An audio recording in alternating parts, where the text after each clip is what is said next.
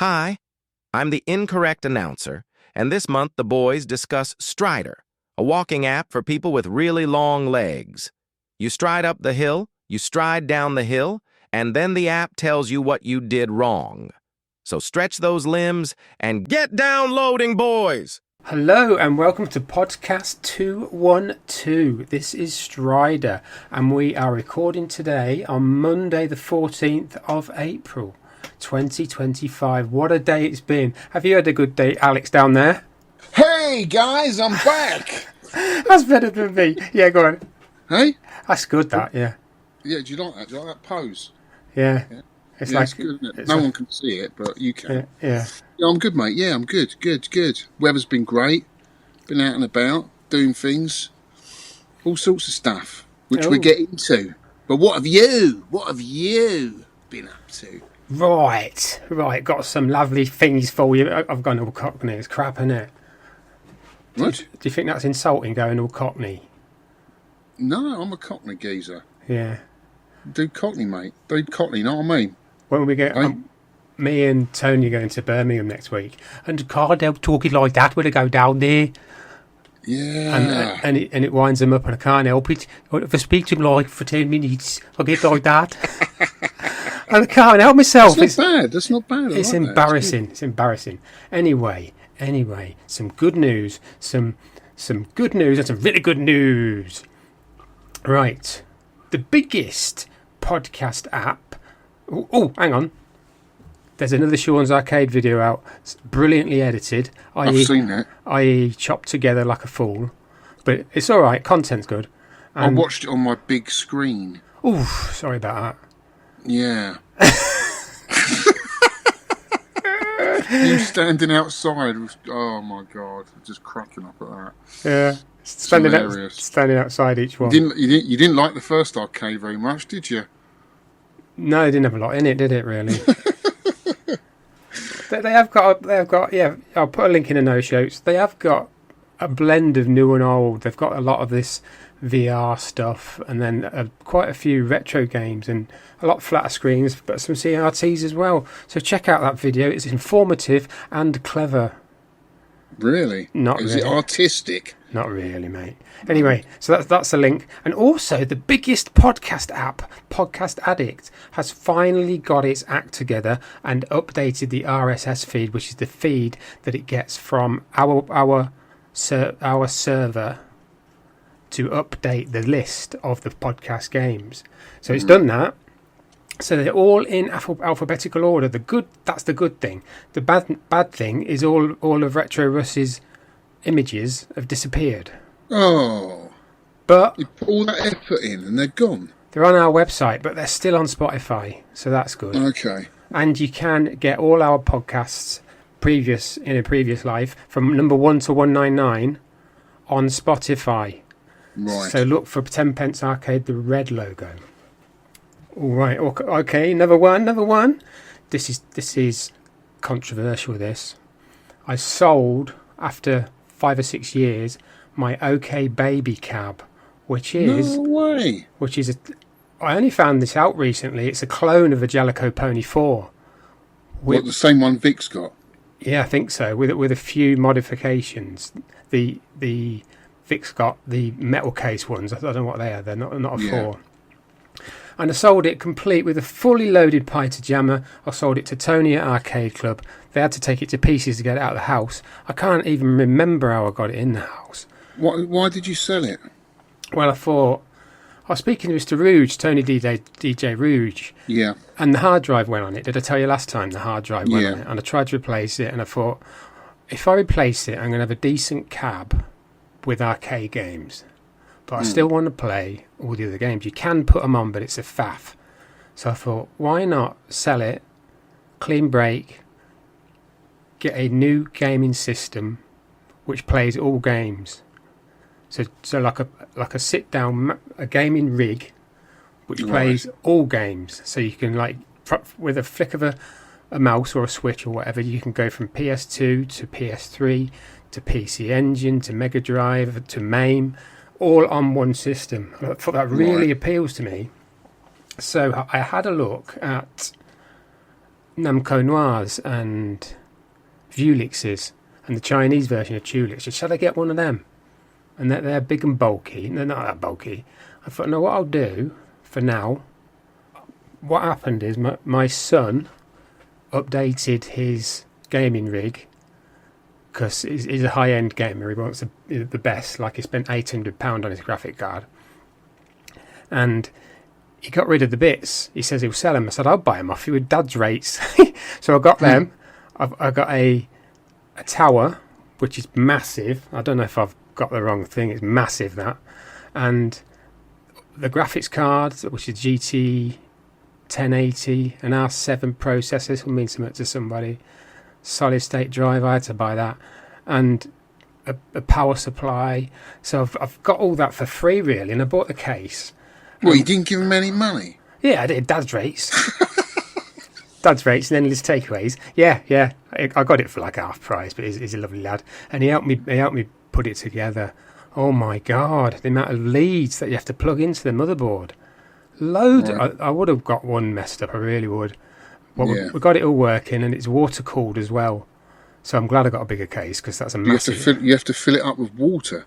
Yeah, you can water your plants, and a little bit later, you just tip it on top. Just pour it on top of the piece. That's mad. Yeah, it does fizzle a bit, but it's not blown up yet. No, it's all the water. Just don't lick it. No, I love licking stuff, do I? The water is stored in the tubes, and I said, "So you haven't got an arcade machine anymore?" No, I haven't. Gone for a PC setup. Yeah, I've gone for a PC setup. Yeah, right. That's the controversial thing. So Very what controversial. But you've got a bit more space now. You ain't got an arcade machine. What are you going to put there? Well, at the minute, I've got a table, and I'm going to put a 32-inch. I'm looking for a 32-inch, 120 hertz, low lag monitor, and they're like £800 or £900. I don't mind because it's an investment. So I'm going to get that, and then in front of me, I'll have I'm going to get something called Launchbox, which basically you can just boot up your computer and it goes straight into this sort of UI kind of thing, and all your games are there, and you can use a stick just to navigate it and just load up your games and play them. So I've got that, and I haven't got the monitor yet. I'm still trying to get one that's like 4K, 120 hertz, 32-inch for like under £1,000, but they are expensive. So you could fit in there now and a lovely Atari Road Blaster's cockpit into that room, couldn't you? I could do, but I wouldn't be able to open the door. Is that something you would consider? A lovely cockpit dedicated cabinet? No. Classic Curia? No? Not really. Star Wars cab? No. No? Cockpit and missile command? See, that's one game. I'll get bored with one games. Yeah, but you could be a world champion on it, though, Shaun. You could just keep playing it until you become the best. A long time ago, someone, I think it was Sarge, he gave me a 1942 board, right? Because I wanted to 1cc it on proper hardware. And then I borrowed a little jammer thing off of James, RGP, James Brindle. And over Christmas one year, I 1cc'd it on this little tiny jammer cab thing. Wow. So I got that, and after that I got a Lord's Veil type of thing, and after that I got this cab, which is just gone. Yeah. So I did play a bit. I think I remember coming up and helping you with that, didn't I? Did you? Yeah, I'm sure I did. No, I asked you, and you said you were busy. No, I came up there, met you and Vic at your house. Going on your bike. We did something, rotated the screen or did something to it. Oh, maybe. Do you remember? No. It was a while ago. Anyway. Yeah. So that's what I've got. I've got Windows 11 going. I won't tell you how I got that, but I got it. Windows 11. Yeah. Anglia? Was it Anglian? What's that? You said Windows. You got some Windows. Was it from Anglian? Anglian. Oh, that's an old company, isn't it? Yeah. Windows. I've got 11. Windows, I've got 11 of them. I've got no idea. Windows, doors, the whole shebang. I've got no idea what I'm doing with Windows 11. It's quite different. So that's a learning. You've got 11 Windows. Wow, that's a big thing. They're outside the house against the wall. Someone's going to nab them. So that's my story, kids. Wow. No arcade gamers yet, but I'm going to have an arcade setup as soon as I get a 32-inch monitor. And Tronad said, why don't you get one where you can rotate it for vertical games? Yeah. But you can, but they're 27-inch. I don't think... You have two monitors set up. One vertical, small little monitor screen, and another bigger one. The graphics card can handle multiple displays. I didn't think of that. There you go. I did not think of that. That's what a lot of gamers have. They have little vertical setups in the corner of their room, as well as the big screen and a little CRT in one corner as well, if they really want to go retro. Yeah. Lots of ways you can do it without owning a cabinet. What have I got in here now? I've got the TV. I've got a little bar top. I've got a little 14-inch CRT where you can still play old games on it. Cool. And a few monitors. I've picked all these up, but they're only like flat screen things. Yeah. Right, that's me finished rambling. I'll let you know how I'll get on next time with this. I was speaking to Tony DJ Rouge. What I've got is completely overpowered for playing like Autofire Vulgus. It's just so overpowered, but that's good news because I could never play the MAME games with the CHD with the actual what was it called? It's a virtual disk drive. They're called CHD games, and I never had the power to play them, but I will do now. So the one I really want to play is San Francisco Rush 2049. I love that game, so I'm going to. Never heard of it. It's like a driving game with a like a stunt thing. So yeah. I'm gonna. That's one of. Do you need to get a steering wheel set up and all of that? Nah. No, just wiggle the mouse. You could do though. Yeah, because it's like plug and play in it with the big PC. You can steering wheel. You could play all this Daytona and all that. I've got the Hori fighting stick. I don't know if it's a bit old. I might get a new one. And I've got do you know what I have got? When we played Centipede, me and Vic made me a single player box with a trackball in and one fire button, so you can play all the trackball games. And he did that just so I could play Centipede. Awesome. How cool is that? Yeah, that is very cool. You haven't done many trackball games, have you, for the podcast? Because it's difficult, isn't it? Yeah, not many people can play it. Right, that's me finished rambling.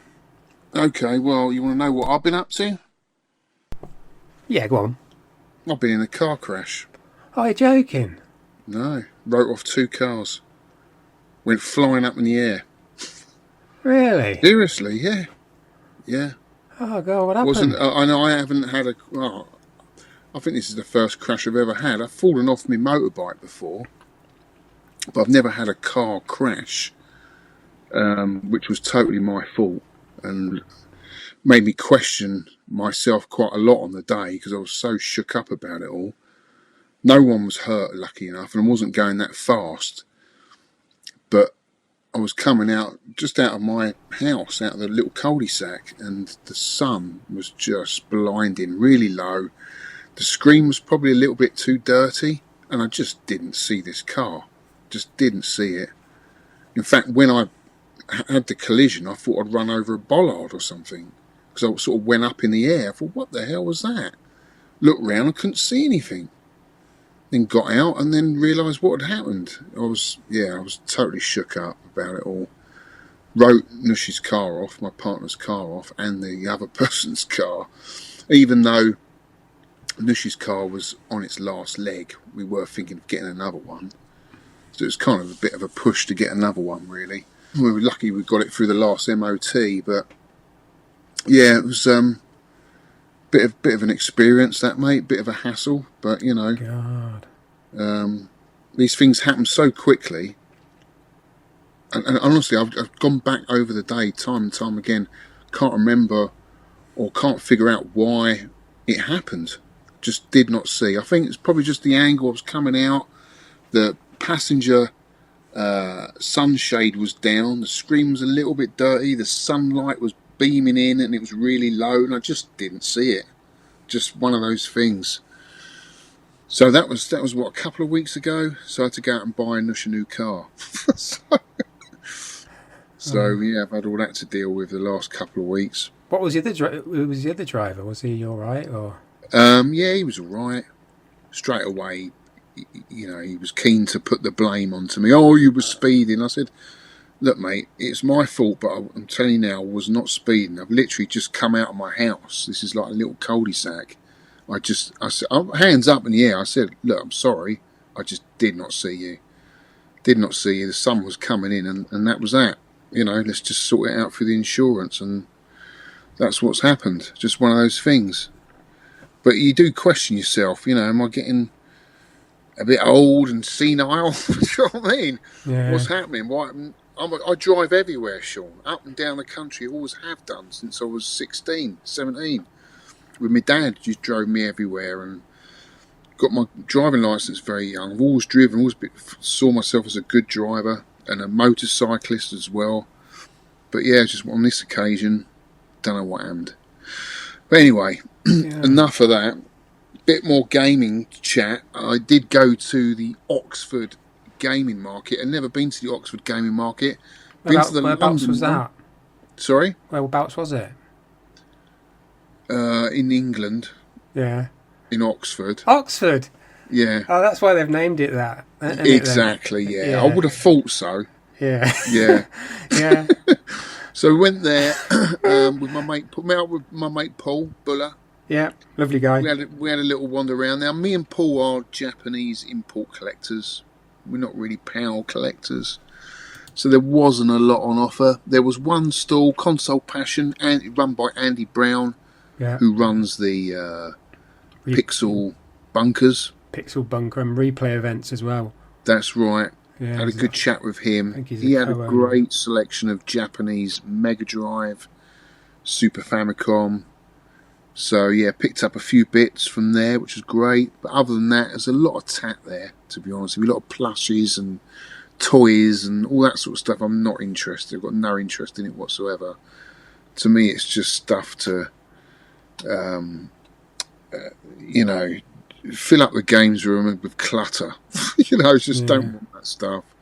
But other than that, it was good. Saw Alan Chan, Tutor UK, and a few other people. But we didn't stay there long. We had walked around it in an hour, picked up a few bits and bobs, and went outside, had a cup of tea to have a catch up, and then went home. But it's quite local to me, so I will carry on doing it. I like to support these things, and you never know. You can pick up a bargain now and again. So that was cool. Had my birthday last week. 54, Shaun. Ooh. Yeah. You're a year younger than me. Year younger? Yeah. Yeah. So that was good. So I just look older than you. A lot older. You age better than me. Yeah, that was good. We went out, we went into Swindon, me and my partner, and watched a Motley Crude bootleg band called Motley Crude. Oh, nice. That was great fun. Great fun. And do you know what I love about his tribute bands, Shaun? Go on. It's a comedy night. It's comedy. Not only are you getting to hear your favourite songs from your favourite bands, but also it's funny. Yeah. They're like a caricature of the real thing, and they're trying to act it out, and it's just hilarious. Absolutely hilarious. We were laughing halfway through it. Great fun. Really good fun. Just want to say thank you to everyone that wished me a happy birthday. I've got my Bit Kit 2 back from Crafty Mech, which is the FPGA board that plays quite some obscure games. But because I had a bit of trouble with it, I couldn't get it working. Vic sent me his ROMs to dump into it. They didn't work, so it went back to America, and he uploaded all the games, sent it back. But the two games I was really excited to play, the Glob and Beastie Feasty, they work, but there's some weird redness going through the screen. It's like a rectangle shape going through the centre of the playing field, which is just all red, and the graphics look all sort of muted, like oversaturated with colour. So yeah, I was a bit annoyed about that. I did tell him, and he said, "Oh, it was working fine when it was at mine." So I don't know what's going wrong with those two games. But all the other games work. There's some great games on there. I did a video on it on my channel. Put a link in the description below to my video. Went through a lot of the games, played some really good games, some odd games. There is quite a few odd ones, isn't there? I suppose it's worth getting for that. There's a lot of Pac-Man sort of clones and bootlegs, which I've got zero interest in. I'm not really a Pac-Man person. But there's some good stuff on it. It's definitely worth owning for what's on it. Standout games for me are Jump Bug. Yeah, I love that. Really fun game. We did that as a game, yeah. Yeah, that's a nice little game, that. I like that. Lizard Wizard. You were saying that on the stream, weren't you? I know, that's a great game. I watched bits of it. I was dipping out of it, in and out of it, yeah. Lost Tomb. That's good, isn't it? It's like you said on the thing, it's twin stick though, isn't it? Yeah, but they've changed it for the bit kit, so you can play it with one stick and just one fire button. It just fires in the direction you're facing. Same with Rescue, Shaun. They've made it into a one-stick game on the bit kit. Oh, that's clever then. It's clever, and obviously it's not so intuitive as playing it twin sticks. It's a lot easier twin sticks. Yeah. But at least you can play it, which is cool. What I'm interested in to know, though, is whether it swaps back to twin stick when you plug it into original cabinet. So if I've got a jammer adapter into my rescue cabinet, I wonder if it would work in that. So if my board went down, I don't know. If any of you guys out there know, please let me know, because that would be, because I could actually put Lost Tomb in my rescue cab and play that, which would be really cool. Have you got a board? I do have an original Lost Tomb board, yeah. I do. Fantasy, have you played Fantasy? I've heard of it. It's a weird one, man. You're in a hot air balloon, and you get first the different stages. First, you have to land the hot air balloon, and it's not quite clear what you're supposed to do to begin with. But then, once you figure it out, you land, but you're just getting fired at by a load of cannons, and it's a lot more difficult than you think. And then the next screen is like a maze, not a maze game, but you just have to get through this room and rescue the princess from the pirates. And then the next stage, you're back in your balloon again, flying along this landscape with gorillas throwing coconuts at you, making really strange noises. I don't know. Did you see that bit in the video? No, I didn't see that. Oh my God. Oh, mate, I was laughing my head off because the sound effects for the gorillas were just so funny. It's a really bizarre little game. Rootin' Tootin'. That was quite good. First time I played that. That's really good. We did that as a podcast game. Yeah. It's a really good maze game with a few. It's kind of bullets kind of thing, isn't it? Where you're shooting the trumpets. Yeah. So as you pick them up, it's firing them, isn't it? Yeah, it's very clever. I like that. Yeah, well, we did that. We both said it when me and Vic, we said it was a hidden gem that you find something when you do this podcast every so often, and you think, God, we're glad we're playing this. And that was one of them games. Yeah. Satan's Hollow I really got into as well. Yeah, that's good. Yeah. I like that. I didn't know you had to build the bridge thing at the bottom. Oh, I can't remember now. Yeah, you don't have to defend it. Oh, I can't remember. Yeah. It's just like it's just a cool little game. I like it. Yeah. The cabinet's really cool as well, with the red flight stick like Tron. Oh, it's gorgeous. I think I think I've seen it somewhere, maybe Arcade Club Bury, where it's next to Tron. Yeah, because Whitney's picked up a little cabaret version of it. You sent me pictures of it. It looks lovely. Yeah, really, it is great. I've heard, I don't know if it's true, that people nick the stick off of that to put on Tron. Yeah. And the other two games, I think, Mariner. Have you played Mariner? Yeah, like a scramble thing. Yeah, that's really good. Yeah, I played it with Mr. Drisky, yeah. Did you? Yeah. Yeah, odd little game. But it just plays like Scramble, doesn't it? It's a bit more to it than Scramble, I think. Yeah, it's a strange one, that. Yeah, really good game. And Tasmania. Yes. Chris Oberth's game, Stern game. Yeah, very That's good. Really good. Played that as well. Yeah, they're very good, that, yeah. Yeah. So, yeah, I think it's worth it. I mean, there's over 100 games on it. Oh, is there? With the horizontal games as well. You got Tapper on there and Elevator Action, Tron. There's a load of games on there, but I've just set it up to play vertical games for now. Yeah. Good bit of kit. Good bit of kit, even though I did have a lot of trouble with it. And I think people do have a lot of trouble with it. But once you've got it going, I think it's worth it. Yeah. Well, Game Room picks. We had 2 lots last month, but we haven't got any this month. So send them in, kid, your Game Room picks. I choose, if you send like 7, I put like 3 best ones and put them on the website. So you can go to the 10pencearcade.com. I think it's /p/images, something like that. I'll put a link, and they're all there. We're building up quite a selection of them game rooms now. It's really good to see them. So come on, kids, get your game room pick, even if it's just one room. You know, like my little tiny thing. Or just new pickups. Pickups would be cool too. You know, if you've got a new arcade machine, we'd love to see that. Yes, great, yeah. Or new rare games and stuff. Yeah, love to see. Very, very cool. So send the pictures in, guys. Arcade news. Arcade news. I struggled to find a bit, but then I did stumble across this. It's from Raw Thrills. Top Gun Maverick. Have you seen this, Shaun? I'm only just seeing it now. Yeah. It's typical Raw Thrills, isn't it? Well, it is. It is. It's probably the same engine that runs what's the Blast game, the racing game? Cruising Blast. Cruising Blast. Yeah. It's probably running on the same engine as that. They've just overlapped it with jet fighters.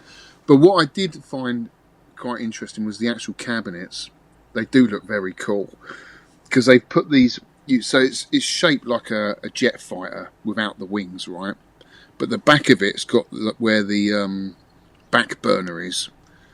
It's an infinity mirror, which I think is super cool. I haven't seen that done for a long time. I love infinity mirrors. So when you look in it, it just goes on forever. I love that. I think that's super cool. So basically, it's just it's a dogfighting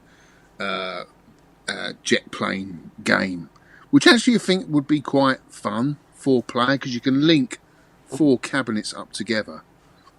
I think that should be quite fun in an arcade. Yeah, you know, it's good to see new arcade games. It's never going to be the magic that we had in the 80s. You know, it's all flat screens and LED strips today, but just adding that little infinity mirror, they're just going out the box a little bit. Thinking out the box and just adding something a little bit different to it, which I think is cool. You know, they are trying. Yeah, it's changed, and I think I said in that video I did a Whitby, the landscape is changing, and people like the Gen Zers, that they'll play, some of them will play like Donkey Kong and Pac-Man and Space Invaders and Tapper and all them, but most of them, a lot of them, what I saw in Whitby, they're on the dance machines, they do play like the shooting games, and they do like the driving games. Everyone likes the driving games, you see. Yeah. But some of them, I think they're going to be like museum pieces. Yeah, exactly. Yeah, I think. Well, it's funny you should say that because I was speaking to Andy Brown at the Oxford Game Market, and I was asking him how, because he still thought I was at the Arcade Archive. I said, no, I left there a year ago now. Is it a year? Wow. Yeah, I said, how's your arcade going? He said, well, it's doing all right, he said, but he got a bit sad the other day because he had to take 3 or 4 cabinets off the floor because just no one was playing them. And they were cool games, you know, like Juno First, and there was something else. Juno First? Yeah, he just said that kids just not interested. He said, I love them. I said, yeah, I love them. But it's just the way it is. Kids just like different games, you know, the less obscure ones. You know, they like the more common ones, Donkey Kong and all that they go up to. Things like that. So, yes, it's a difficult balance to create in a public space what's popular, you know, and what you like to put in it. Yeah, I think you get the evergreen ones, as I call them. You've got to have a Guitar Hero, you've got to have a Bishi Bashi, yeah, you've got to have a Dance Dance Revolution, one of them kind of things. Like, you've got to have a like a My rhythm game. You've got to have all that stuff. You've got to have a few pinballs, I think. Yeah. Yeah. A few And you've got drivers. Drivers, yeah. Fighters are. Yeah. They will last forever, I think, fighters. Mahjong games. You know, on MAME, the first thing I do is filter all them out. When I get new install, filter out Mahjong, filter out adult, filter out casino. Just filter it all out. It's funny, when I used to go up to the arcade club, I used to say to Andy, what you need in here, mate, is a space. What you need in here is a Nintendo Space Fever. Loads of them, a whole row of them. Kids would love it. And he was like, no, that's rubbish. Every time I went up there, I'd say, what you need in here, mate, is a Space Fever. Just no interest in them at all, have they, kids? Just got zero interest. No, like you For said, the collectors only. They are drawn to like the Pac-Man and like Space Invaders and not even Space Invaders now, but everyone still plays Pac-Man. That's still going. Podcast pickups. Right, podcast pickups. Have you got any pickups, Shaun, this week? Kind of, haven't I? Oh, you have, yeah. I've got a big arcade machine. Yeah. I've got a motherboard. I've got 2 terabytes of NVMe, whatever you call it, solid state, but it goes straight on the motherboard. RAM. Sorry, that's an operating system. So that is, as you know, your computers, that plugs directly into the motherboard, so it's insanely fast. Like, it's faster than an SSD. So I've got a 2 terabyte one of them. I've got the graphics card, which I stole off my son. I've got 32 gig of RAM. It's DDR4 RAM because it's an older motherboard, but that'll do. If you know, do you know what I'm on about? No, I haven't got a clue. I haven't got a clue. I've never been a PC gamer. Yeah. Never. Actually, I tell a lie. I was once for a very short period, probably 2 years, something like that. And I played games like Doom, Star Wars X-Wing, I think it was. Yeah. And that's it. I didn't have many games for it. But yeah, I've always been a console gamer, me.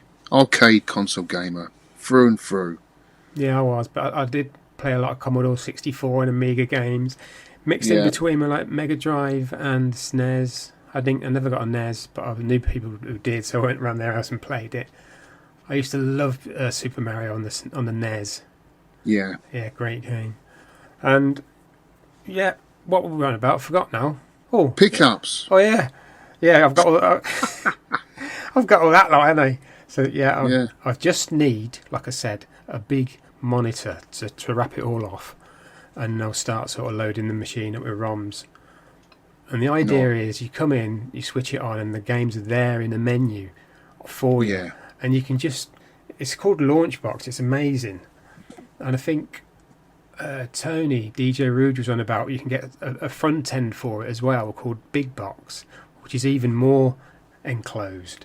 Because this one, I'd have to pick the emulator and then start it. But Big Box is like Lindford Christie.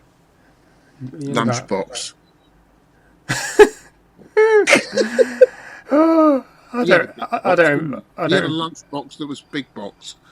I don't remember that. I didn't look at lunchboxes when I was a lad. I remember him running, but I didn't sort of take any notice. No, fair enough. It must be moving on. Must be all, yeah, quick. So, what are all your pickups, mate? My pickups. Well, there's a lovely picture there. Have you not seen the picture? That is a beautiful picture. It's well set out. That picture. Look at the art. It's amazing. Is that done on an iPhone? That picture. It is indeed. That's beautiful. That. So what we are looking at here, listeners, you're not viewers, listeners. I picked up some games for my kart collection because I looked at my collection the other day and realised it's all kart based. Neo Geo, Switch, Mega Drive, Super Famicom, NES, PC Engine, Hue cards. Oh God, I love it. If I was Famicom. Actually, the only disc games I have are the Famicom disc. They're the only ones I have. Other than that, it's all kart only. I've never collected for any disc system. I think I said before, my biggest gaming regret is not having a PC Engine when it was released because I loved shooters, and that thing is like Superstar Soldier, whatever that's called. Yeah. And all those kind of things. Awesome games. Yeah, and I loved that, and I don't know, I just didn't see them. Just passed me by. Will you be able to play all of those on your new system? Oh, yeah. All right, okay. Well, let's get back to my pickup. So I picked up Rock and Roll Racing for the Super Famicom, which is actually quite a hard one to get. You don't see that pop up very often. It's quite common on PAL, but not so hard, not so easy on the Super Famicom. It's not an expensive game. It just doesn't come up often. Is that because it's crap? No, it's a brilliant game. It's an isometric. How dare you? It's an isometric racer with some hot music. It's got Born to Be Wild, Highway Star, and some other heavy metal bands. I think Black Sabbath. It's a brilliant game. I love Rock and Roll Racing, and I had that back in the day. I remember buying it, so that was cool to get. Got a lovely copy of Road Blasters for the Japanese Mega Drive. That's got a great cover, hasn't it? Yeah, it's brilliant. It is good. That's Mad Max, isn't it? All over. Yeah. And do you know what that made me think? I was playing it. I've never put any time into Road Blasters, Shaun. I used to like it, as a kid. I love it. Yeah. It's great. So I started looking on UKVAC for a Road Blasters cabinet. I quite fancy one. Yeah. It looks really cool. It's like a cross between Spy Hunter and Pole Position. Do you know what I mean? It's like a Twitch racer, isn't it? It's a Twitch 3D, racer. Yeah. It's really cool. I played it last year at the... What was it? What was the event? I think it was Play Expo. And it still plays really well with a throttle. No, what do you call it? Them sticks? The like a yoke. That's stick, it, with a yoke stick, Still plays really well. Yeah, I really like it. It's just got a certain panache about it. It's very cool. Very cool. But I'll just have to stick with the Mega Drive version at the moment. And it is a perfectly great port on the Mega Drive. Strider, because obviously we've been playing that for this month's game. And you know what? I think I prefer the Mega Drive version. Really, really good. It's a great port.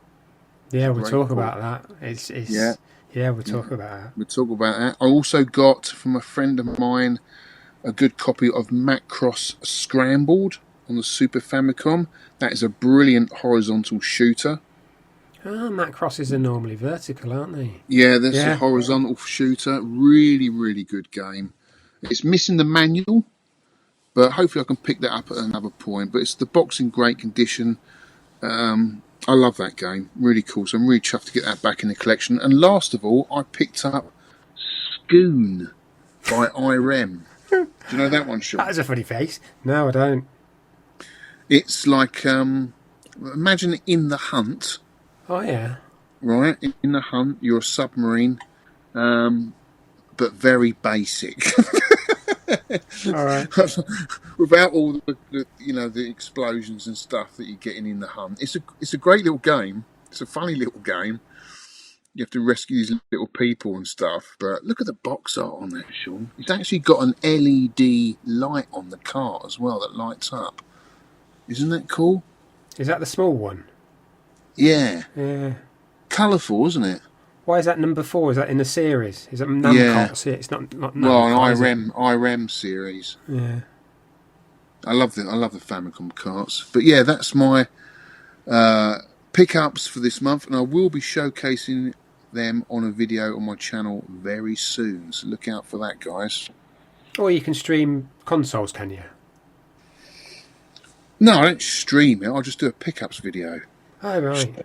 Yeah. We should stream it. People might. No, don't bother with streaming. They might be disappointed with streaming. I like a river. Rivers are all right, but streams, nah, don't fit. Oh dear. Friendly shout-outs. Right, mate. Shout-outs. Shouting out. Right. Shout-out as ever to the excellent podcast images. It's far better than the ones I used to do from Retro Russ. And they are available not available on Podcast Addict anymore, the GITs, but they are available on with Spotify and our website, so you can see them in all their glory. And also to Mr. Deadlock for doing his awesome podcast book. Well, it's not a book anymore, it's a list. Right. Of a PDF that you can download. So nice. Thank you to them too. Fantastic. Oh, well, I'm going to shout out to Paul, my mate Paul Buller, who accompanied me to the Oxford Gaming Market and also gave me a lovely bottle of Isla whiskey. Oh, nice. Lefroy. Nice. One of my favourites. So thank you very much for that, Paul. Cheers, buddy. Listener feedback. Right, feedback.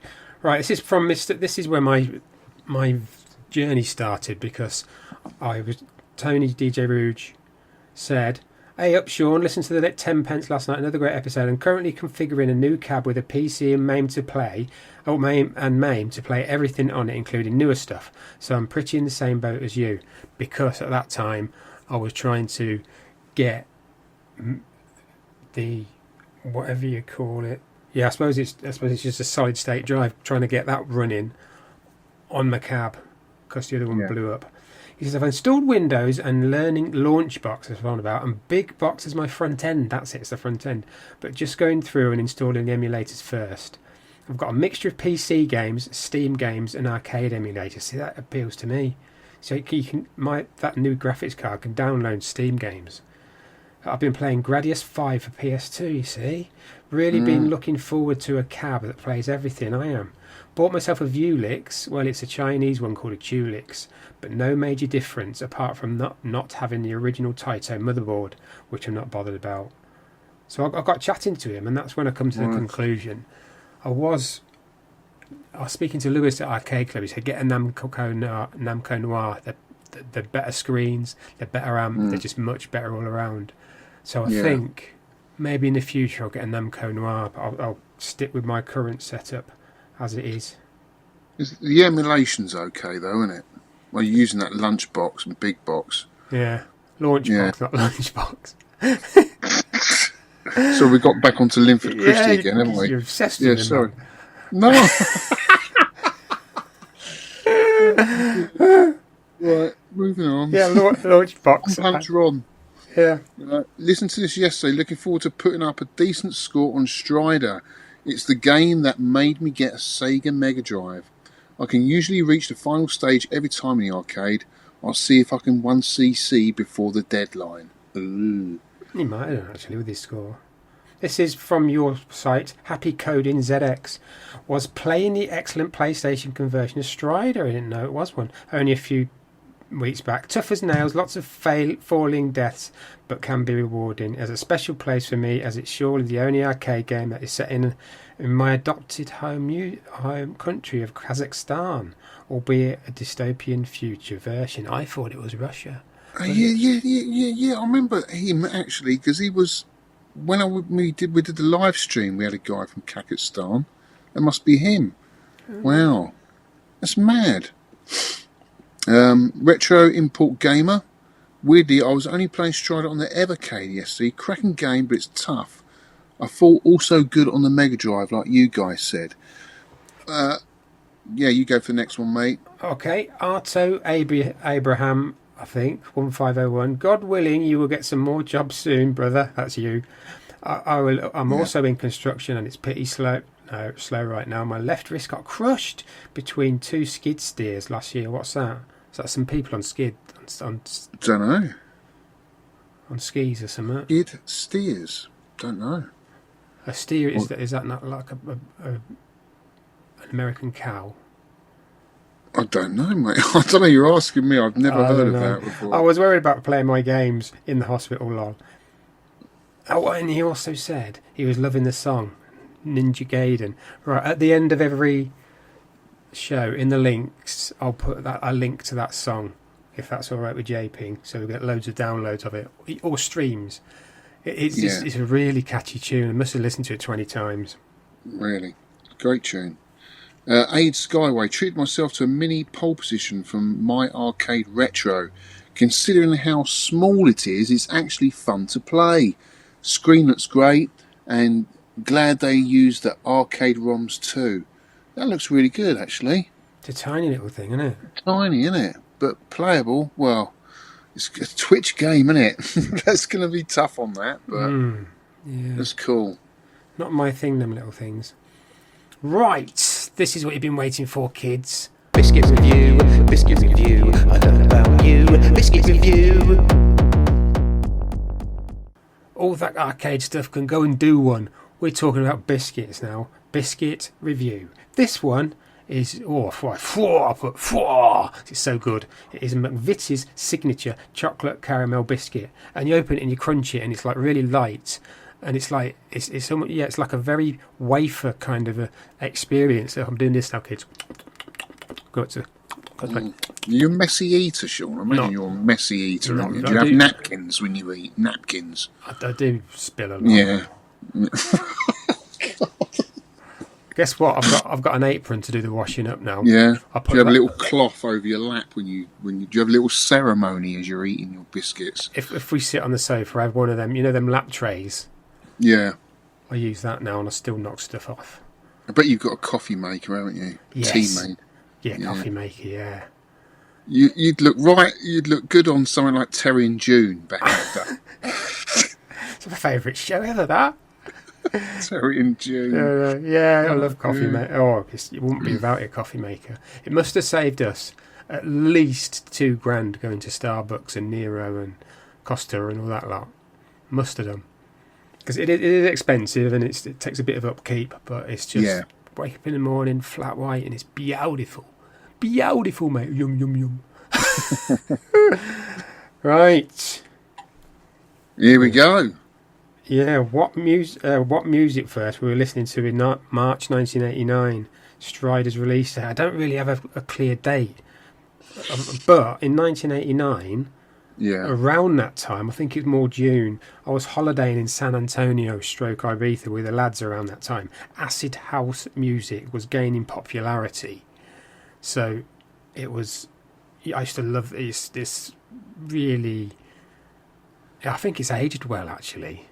Acid house. Don't ask me, because I did not listen to any of that music. In fact, I hated it. I rebelled against it. and to hear it on huge club speakers in San Antonio and not tiny speakers in my bedroom was a revelation. So it's not one song; it's the actual movement that I got into. When I first heard it, I thought, "What is this rubbish?" It's just like a 303 sequencer that we're tweaking, sort of thing. Like 2 or 3 listens later, I thought, "This is ace. This is excellent." And that's what I was off then on another dance cruise. Go on, say, mate. So that music takes you back to that time. You remember that time from that music? Yeah. So I wouldn't know that music at all. I've got no idea what that music is you're listening to. I know lots of people were into it, but I got much more into the LA rock scene that was coming out of America at the time. And I remember that year very well.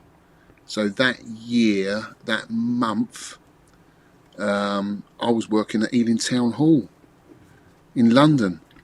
We were building lift shafts. Oh, God. Yeah. We used to carry 9-inch concrete blocks, which they've done away with now. You can't use them anymore. But they were really heavy. We used to carry them up the stairs. And then I think I built one lift shaft because there was 3 lift shafts. One was a freight lift shaft to bring goods up, and the other 2 were for passengers. So the one that was freight was built out of concrete blocks for extra strength, which I didn't build, but I helped labour for. So I was bringing all the concrete blocks, feeding them to all the bricklayers. And then, because I'd only been in college, I was still at college, I think, at that time, they let me have a go on the 3rd lift shaft. So I was building that, and it had to be absolutely spot on, because you're building a dead straight shaft. Yeah. So there's no room for tolerance at all. So that really got my skills up as a bricklayer working on that job. I'll never forget it. Ealing Town Hall. Could you move in there with a lift, though? Did you have to get out of the way? Sorry?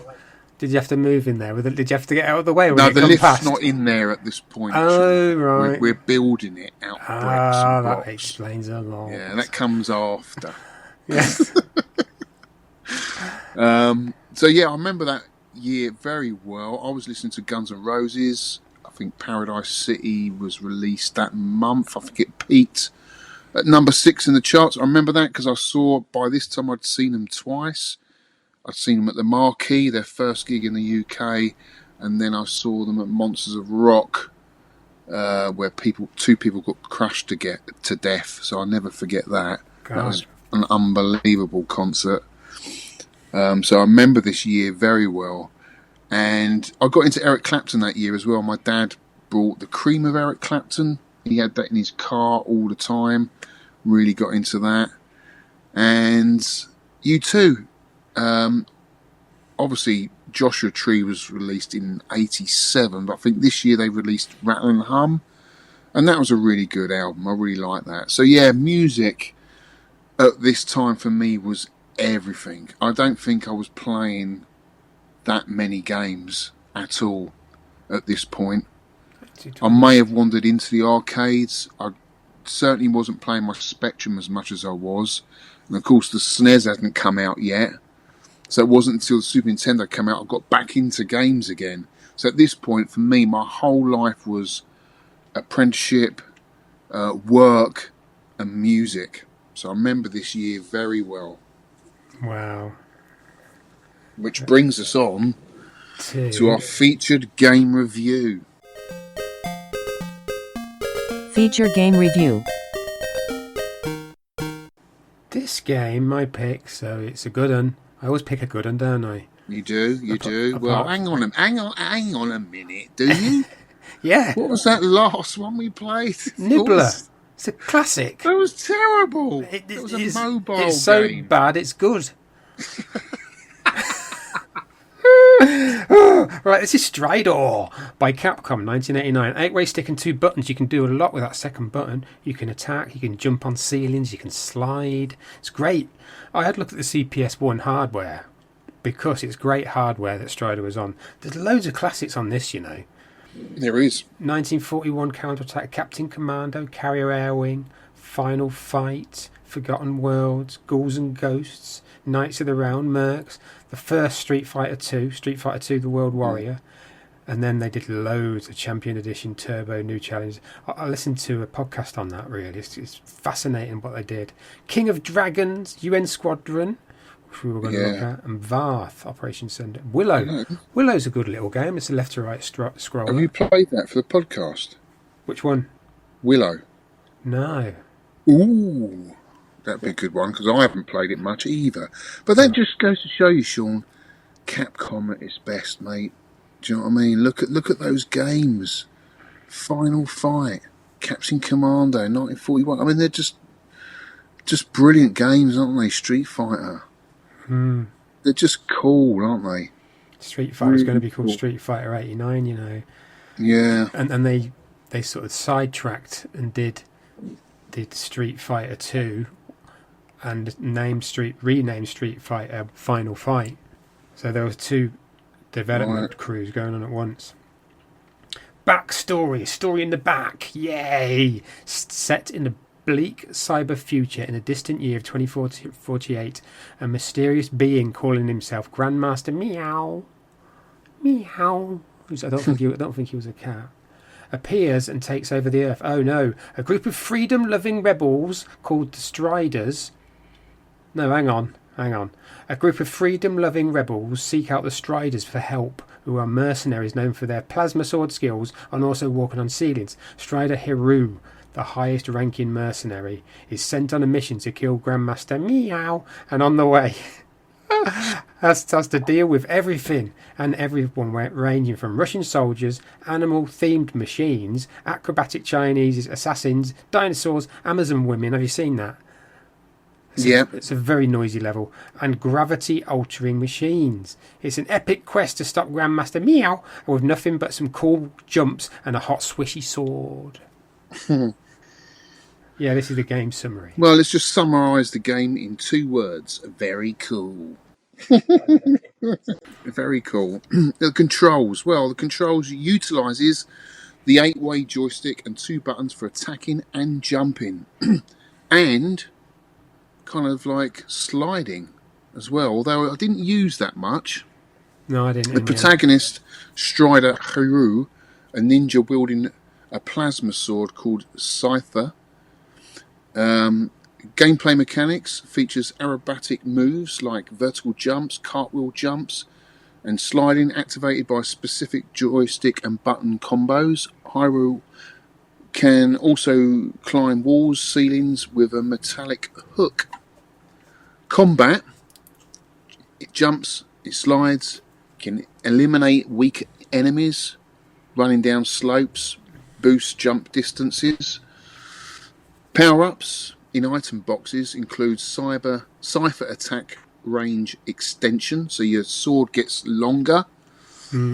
Health aids via Kenji symbols, which max out the health increase for extra lives, and temporary invulnerability boost with enhanced attack via shadow clones. Have you seen that? It's great. No, I didn't see that. Where I think I did. I didn't get it because it's later on in the game. But if you get a power up, and then you are invincible, and you glow gold, and there's a trail of like shadows behind you, and you can just for about, I don't know, it's like 15-20 seconds, you can just ram through everything. Right, I've got everything else. I've got the long range Cypher attack, and I've got the Kenji symbols, which maxes out your health. Definitely got that. Companions, so you get these robotic assist robots to help in your combat. They take a while to get used to. You get droids, a robot tiger, and a robot hawk. Didn't quite see what the hawk was doing. Did you? Just sort of flew around a bit. I could see what the robots were doing. They were going up and destroying enemies above me, but I don't know whether I could control it or not. Just went off and did its own thing. The stages, there's 5 diverse locations. Kazar, Soviet Socialist Republic, aka St. Petersburg. The Siberian Wilderness, which was nice, bit of a snow level, always got to have a snow level. Aerial Battleship, Balrog. The Amazon Jungle, Third Moon, and each is split into timed subsections with checkpoints. So, yeah, the checkpoints were quite important when you died. You went back to the last one. Health and Lives starts with a 3-point health gauge, expandable to 5. That's if you get the Kenji. Lives lost when health depletes. Hyrule falls off screen a lot. A lot. Also, the time runs out. I hate the timer. Game over when all lives are gone, with a continue option. So that's a summary of it. What do you think of the gameplay overall? The gameplay I found very, I wouldn't say difficult. It took me a while to get used to. It's not a fluid game. It is a hack and slash game, isn't it? At the end of the day, it's a hack and slash game that's not very fluid. But, you know, I think at the time when it came out, it was ahead of its time. Graphically, it would have been very impressive to see in an arcade, and I think that's why a lot of people have a lot of nostalgia for it. I think I think it is. It can be fluid if you see a good player when they're flying through it, cartwheeling, they're like using the slide. I think a good player does make it look. A good player, yeah, but you could say that about any game. You could say that about Defender. You know, definitely. Someone just picking up that they look rusty, they don't look. But you see an expert play and you think, wow, that's incredible to watch. But for us going in an arcade for the first time, right, playing this game, I would have got a little bit frustrated with it to begin with, because it's a little bit clunky in places. Do you know, I think that's what it is. I'm trying to narrow it down, and that's all I can think of. That's why I'm not gelling with it like I would do with other games. It's just something about it. I think it's just not fluid enough, and it's a little bit clunky. It takes a while to get used to it, I think. Yeah, You know what you can jump and grab, yeah, and I think once you get used to it, I think it does flow. But like you say, you've got to be a really good player to get to that point. yeah. But I enjoyed playing it. As I said, graphically, it looks pretty cool. Critical reception. This is right. I put in AI, right? Yeah. Tell me what the pundits thought of Strider, and they've got 15 different reviews from around the web, and this is what they put. So, the critical consensus of the 1989 arcade Strider is overwhelmingly positive, with reviewers hailing it as a groundbreaking title that excelled in gameplay, graphics, and sound. Its innovative mechanics, embodied by Hyrule's aerobatic prowess, paired with stunning visuals and dynamic soundtrack, made it a critical darling and a technical marvel for its time. While its difficulty and arcade-style designer were par for the course, they didn't detract from its acclaim. Critics saw it as a pinnacle of the action platformer genre, with its influence enduring through Hyrule's iconic status and the game's cult classic reputation. The few implicit critiques, e.g. lack of narrative and depth, were overshadowed by its strengths, leading to a broad agreement that Strider was brilliant, a must-play experience in 1989, one that, as your Sinclair put it, offered some imaginative stuff that elevated it above its peers. I don't know where they got your Sinclair from. It must have been a good version. Yeah, on that. I would agree with that. Yeah, I would agree with that. I like it's like AI. Just give me an overview what the people thought at the time, and that's it. At the time, I would agree. But looking at it from our eyes now, it's a bit different, isn't it? It's sometimes hard to get into these games and and try and see them through the lenses that we had back then. It's quite difficult because we've played so many games now, and they've got so much better, haven't they? Yeah. It is sometimes hard to go back to these early ones. So sometimes you've just got to put your different glasses on, your 80s glasses on, and see it how they saw it back then. And I would agree with that. Because graphics, so we look at the graphics. I've put unusual, varied, colourful, large, well-animated characters, imaginative backgrounds and enemies. In a word, awesome. I loved the backgrounds. Yeah. A lot going on. But I think where it probably goes wrong is the graphics are too big. If they were smaller and you had a little bit more space to move around, because that gorilla that comes on very early on, right, I thought is going to absolutely kill me. He was so big and impressive, wasn't he? Yeah. I thought he was going to totally destroy me, but he didn't do much, did it? And there wasn't a lot of room to move around to do anything. Yeah, you just keep killing him, Just and then keep striking. jump on the ceiling as he explodes. Yeah, clever. They could have made him a bit smaller and made him move around a bit more, but he didn't. He just walked forward and walked back, and that was it. There wasn't a lot to it. But yeah, I mean, it was impressive graphically, and the enemies, the end of level bosses, were very impressive, but they just didn't do much. There were no kind of patterns that you had to learn, as far as I got anyway. Yeah, it is a pattern game, I think. Yeah. But yeah, some people got really good at it. I put Sound. What did you think of the sound, Shaun? I thought it was really good Yeah. effects, like the weapon, the baddies, the explosions, everything. Really well done. And they had voice acting as well. Yes. I think it was one of the first games that had voice acting. With a bit of Russian and a bit of English as well. Yes. Yeah, so that's pretty impressive. Yeah. Music, very good, brilliant. Very, very cool. Atmospheric, yeah. Yeah. So gameplay, So yeah, it's a hack and slash game. I felt was quite clunky, not very fluid. Very difficult to judge the distances on where it was safe to be with an enemy at first. Do you know what I mean? Yeah. Because when you're running up and down through the levels, it's almost, you almost feel like it's a little bit like Sonic in places. You know, with the ramps, you're going up and down.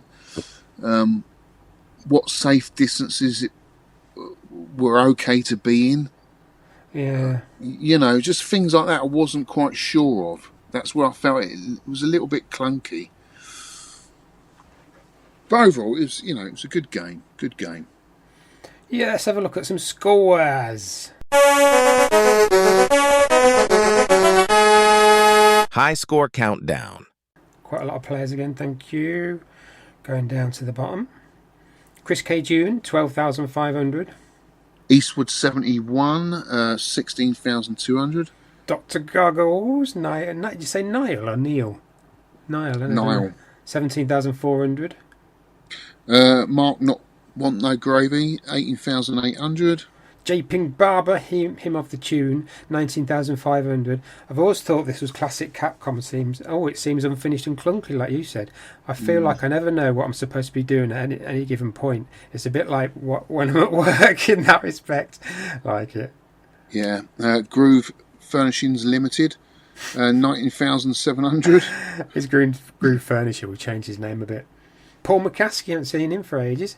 Well done, mate. He used to do a gaming podcast that was about music. Okay. Yeah, music podcast, and he got different themes. Zestora, 21,000. Sal Bug, 21,050. I love the big chunky graphics and the sound effects and music are pretty good too. But something about this game annoys the F out of me. I know it's considered a classic, but I never really liked it, and I continue really not to like it. Yeah. Me, 21,800. Still with only 1 point though. Yeah. Jom, 22,050. Mitsuyama, Stephen Bell. I only had time for a couple of goes, so just a low score for me this time. I never really got into Strider. It just doesn't feel right for some reason. It doesn't seem to flow. Ooh. See? Fluid. Yeah. Be water, my friend. Go into the cup, you become the cup. Is that more Bruce Lee? That is indeed. Oh, 8 Skyway. Have you got 8 Skyway, 23,000. We all have the odd game that others like, but you just don't get on with it. We're getting quite a lot of this. With Strider, It is one of mine. Don't like the feel of the controls. I did give it a few games at least. Yeah, here. Brian Haribo, 1 point, 23,100. Too many impossible deaths. Ultimately flawed. Ooh. Buttons from Cinderella. He's from Cinderella, that pantomime. Oh yeah. Yeah. He's doing a season in Margate at the minute. Mm. Yeah, he's doing well. Buttons, 23,450. Retro Rex, 3 points with 24,500. Adam Flint, 4 points with 24,550. Mr. Messi, 5 points with 25,700, and he says, I've always thought this classic Capcom game seems unfinished and clunky. I feel like I never know what I'm supposed to be doing at any given point. It's a bit like when I'm at work in that respect. Oh. I think I've copied that, haven't I? What? Yeah, I've copied that. I've copied that feedback twice. Whoops, sorry. Oh, I've read it out twice. Somebody said it and somebody didn't. Sorry, lads. Oh, okay. Me, 6 points, 29,250. Right, I've got a bit of a confession here. On this 29,250, right, I got to a point and I started killing the wolves. Oh, I thought you'd do that, because I thought, should I do that? And this is a ghosts and goblins moment underneath the stalactites. Let's just stay there and get an extra life and rack up the points, and so I can get on the scoreboard. I know your tactics, Mr. Holly. I just started killing these wolves and killing them. I think, all right, they're never going to stop coming. So I just kept killing it, and then they got an extra life, and I just carried on. So what is your real score? That is it. 29,250. No, without killing all the wolves. I don't know, about 12. Yeah, Rygar, 7 points with 35,650. First game on Strider with new settings. This game made an enormous splash when it hit the arcades back in the day. I bet it did. The music, the speech, the futuristic Soviet stylings, quite the experience. Has it stood the test of time? Not sure yet. Right, in third place, One Punch Run with 78,450. Yeah, that's the score, and I'm calling it now. It done there before I get annoyed with the game I love. Weird stuff happening, like the Siberia mid-level boss appearing with the Chinese ladies on the ship at the end of the level, despite being dead. That might be a weird ROM thing. Yeah. MM Beanie, second place, 9 points with 93,900, and he says, last level is killing me. Strider on the Mega Drive and arcade is one of my all-time favourites. And in first place, Mr. Berserker's back with 10 points, 133,750. Rounds 1 and 2 are okay. 3 takes some working out, but worth it, as you can score points shooting the dinosaurs to boost points. I got halfway through the final level, but just couldn't get the last boss. That 1cc is still elusive. But 10 points for Mr. Berserker, you're 133,750, and he didn't complete the game. That must be a thing. That's pretty impressive, though. Yeah, I think he was shooting the dinosaurs. Yeah, well done, mate. I think overall consensus, though, a lot of people were not that bothered by it. Yeah, I am surprised. Yeah, because it is a classic, isn't it? Well, yeah, it's classic for a reason. You've got classic films that come out back in the day that I can imagine were groundbreaking, but you go back and watch them now, they're a hard watch. You know what I mean? I think this game is a little bit like that. Yeah. You can see why it was a classic when it came out. It's groundbreaking. The voice acting, the graphics look stunning. The backdrops. It's got everything to be a classic, but it's just something about it. It's just clunky. Not a fluid action platformer. Do you know what I mean? Yeah. That's what I take on it anyway. But anyway, how many, if you were in the arcade back in the day, Shaun, how many 10p's would you have put in Strider? I put 7, but I think I'm going to change it to 6. Because I do want to see the other levels, because it's so varied. But it is a memory game when you get into the flow of it. And I did play it quite a lot, but I didn't remember. I didn't remember where the bad guys were. Yeah, but I'll put a link in, like I said, to that. It's the 13-minute 1cc, and it's incredible, really good. So how far did you get then? Did you just get to the wolves? I got to the wolves, got through that, and then you go up, don't you? Yeah, and you got that little merry-go-round thing. Yeah, I got past that. Yeah. And then I got to the wolves, I think. No, the wolves were before that. Right, so in normal play, I got that high then. I got across, but probably got 20,000. But when I got to the wolves, I thought I'm not going to get any farther. So I just kept killing them. They didn't start coming. Right. So so I got past the wolves, and then you go up, and there's like a little merry-go-round thing. Or am I thinking of something else? Oh, I can't remember. Anyway. Yeah, it is. Yeah, it's a merry-go-round thing. Yeah. With spikes underneath it. Yeah, and then you go up, and then it's some sort of electricity level. There's loads of mechanical things and robots hiding in the shadows, and I couldn't figure out where to go at that point. But I guess, like you say, it's a memory game. Once you figure that out, you just keep going, right? Yeah. You know, but I think if I was in an arc, so you're saying you'll put 6 10p's in. Yeah. Yeah, I'm going to say exactly the same. I think I would have put 6 in there and saved 40p for something else, Space Invaders or whatever. Because I think I would have got a bit frustrated with it after a while. But yeah, it's not a bad game. I think it's it's an acquired taste. It is. I think it is. Right. Next show's game. Next show's game. The next show's game is called Nitro Ball. It's your pick. Yes, Nitro Ball. Oh, well, can I just talk about why I picked this game? Right, so I was just on YouTube, like I normally am, looking at gaming videos, and I was watching Shmup Junkie, really good channel. He did like the best hack and slash or run and gun games, that was it.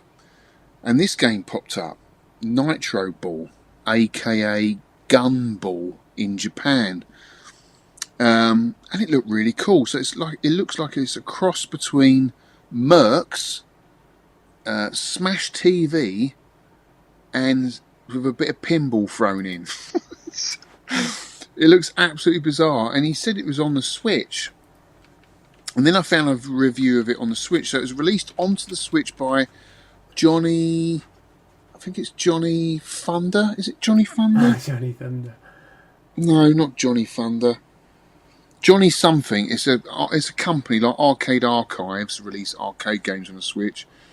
It was released by Johnny something, and so I went to go and buy it on the Switch, and it's been taken down. In fact, all of their games have been taken down. I couldn't figure out why. What, Data East? Huh? Data East? Yeah, it's by Data East, 1992. But it was released onto the Switch by a company called Johnny... I'm going to say Johnny Thunder, but I know that's wrong. It's Johnny something. And all their games have been taken down. So I think that company's gone bust. Which I was a bit gutted about, because I was looking forward to playing it on the Switch. And then I went on UKVAC to see if there was any boards around, just to see what the prices were. And the only link I could find was Vic's old Fred, because he had a board of it. Which was quite interesting. So I messaged Vic, and he said, "Oh no, I'll give the PCB to Galloping Ghosts in America." And I was like, "Oh no!" Would have been cool to borrow that and just done a video on it, because it looks absolutely amazing. So that's what I've chosen for this month's game. Shaun, can you tell us what the dip settings are and how we should play it?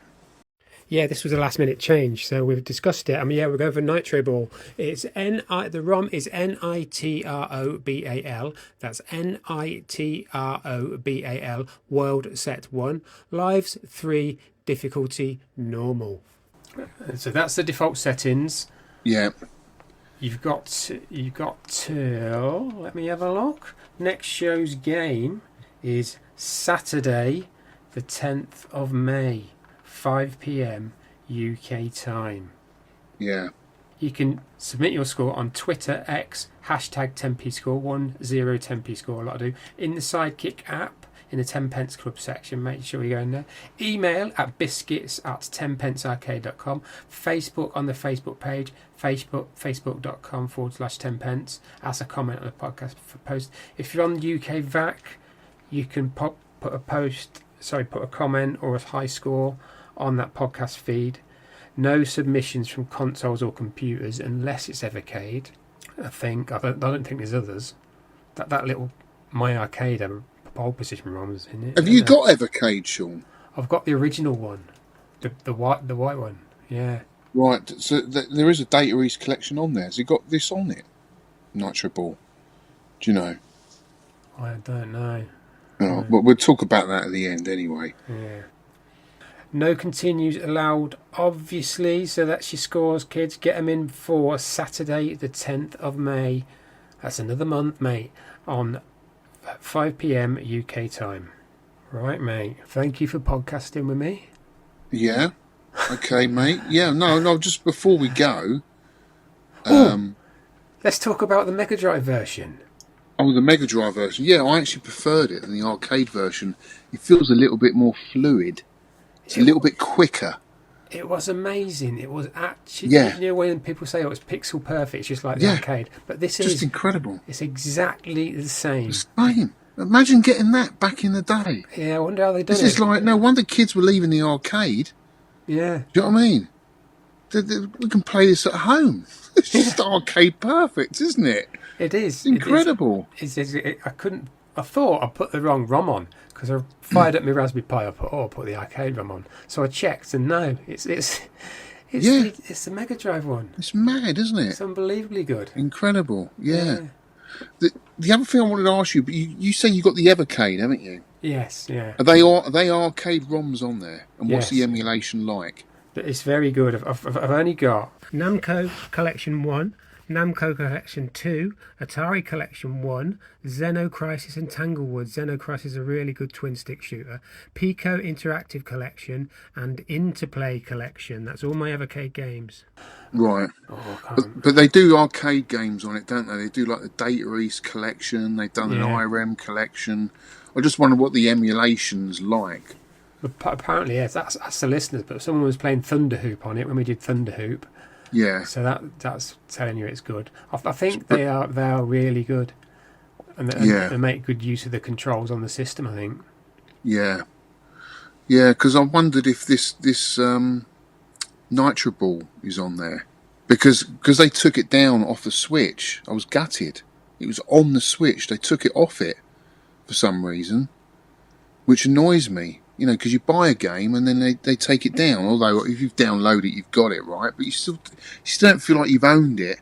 And I was wondering whether the EVERCADE was a good route to go in terms of owning your games on a cart and what the emulation was like. Would you recommend it? Yeah, I would do. A lot of the games are like the bit kits. A lot of them are obscure. But, yeah. But I think that they are sort of doing some heavy hitters as well. And I think there's two. There's an EVERCADE. There's like a vertical one that you can switch around. There's a one called that you can plug into your TV now you could with the others. But there's a little mini arcade machine. Yeah. They're really good. I think they're called Blaze Entertainment. They keep pushing the brand forward. But I've got the original. I've got the original one, which. I've just remembered what the company was. It's Johnny Turbo. Johnny Turbo was the company that was releasing arcade games onto the Switch, but they've now gone. They've disappeared. And this Nitro Ball they released. So, yeah, the EVERCADE looks quite interesting. I don't know whether I'll get one because I quite like owning the carts, you know, the actual arcade games on a cart. If it's good emulation and it's the arcade ROM, I want to own it. Do you know what I mean? Yeah. So I might have to look into that. Although I have heard that a lot of the games now are getting quite expensive. Like the pre-orders have sold out within minutes. You know?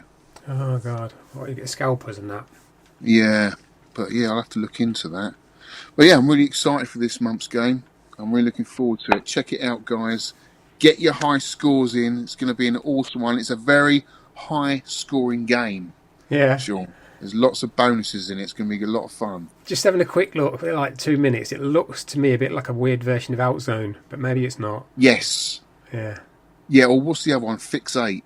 Yeah. It looks a bit more like Fix 8, but it's got like a Smash TV theme with a bit of pinball thrown in.